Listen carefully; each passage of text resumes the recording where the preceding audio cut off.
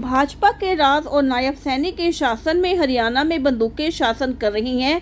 यह आरोप कांग्रेसी नेता रणदीप सुरजेवाला ने लगाए हैं। सुरजेवाला के इन्हीं आरोपों को लेकर आज अंबाला में पूर्व मंत्री असीम गोयल ने तीखी प्रतिक्रिया दी और कांग्रेसियों को आड़े हाथों लिया। गोयल ने सुरजेवाला पर पलटवार करते हुए कहा कि शायद ही अपना समय भूल गए हैं। उन्होंने कहा कि ये अपने समय के विधायकों मंत्रियों के आपराधिक रिकॉर्ड निकलवा कर देख लें।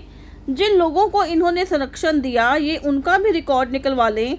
गोयल ने कहा कि आज अपराधियों के लिए हरियाणा में कोई जगह नहीं है।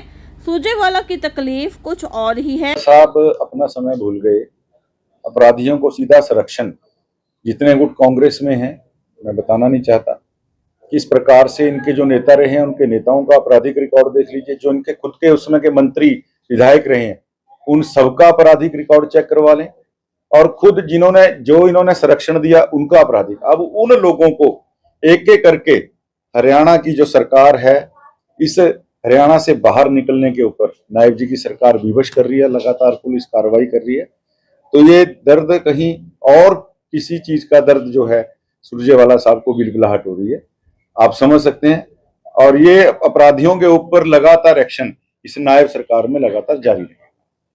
दिल्ली के स्कूलों को बम से उड़ाने की धमकी मिलने के मामले पर दिल्ली के पूर्व सीएम अरविंद केजरीवाल ने केंद्र सरकार पर सवाल खड़े किए हैं, जिस पर पूर्व मंत्री असीम गोयल ने कहा कि केजरीवाल एक्सीडेंटल पॉलिटिशियन है, राजनेता असूलों से बना जाता है। उन्होंने कहा कि अब पंजाब भी इनके हाथ से खिसकता जा रहा है। केजरीवाल जी, मैंने जैसे पहले भी कहा, बाई एक्सीडेंट पॉलिटिशियन हैं। राजनेता कुछ आदर्शों और असूलों के साथ बनता है।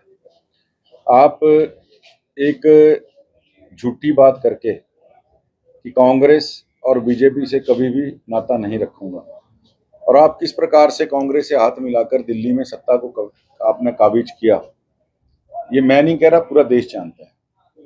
और जिस प्रकार की झूठ की राजनीति आपने लगातार से दिल्ली में की है, अब दिल्ली के अंदर भारतीय जनता पार्टी की ट्रिपल इंजन की सरकार लगातार दिल्ली को आगे बढ़ाने के लिए जो आपने इतने सालों के अंदर दिल्ली को लगातार पीछे धकेलने का काम किया, उनको आगे बढ़ाने के लिए दिल्ली को एक स्थिर सरकार जो मिली है, जिस प्रकार से एक देश की राजधानी का कद होना चाहिए, एक राज्य के नाते उसका मैं समझता हूँ सुविधाएं होनी चाहिए, आपने उन मामले में बिल्कुल आप पिछड़े।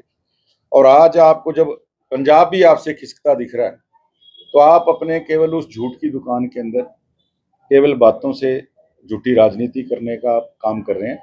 माननीय अमित शाह जी, माननीय मोदी जी और माननीय रेखा गुप्ता जी लगातार दिल्ली को इस देश की राजधानी के नाते लगातार आगे बढ़ाने में लगे हैं और लगातार उसकी चिंता करें। हर गुरुवार की तरह आज भी पूर्व मंत्री असीम गोयल ने अपने निवास स्थान पर जन सुनवाई कार्यक्रम के तहत आमजन की समस्याओं को सुना और उनका मौके पर ही समाधान भी किया।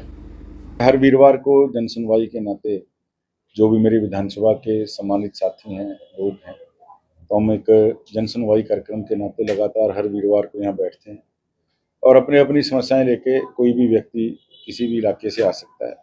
आज भी सैकड़ों की संख्या में साथी आए हैं।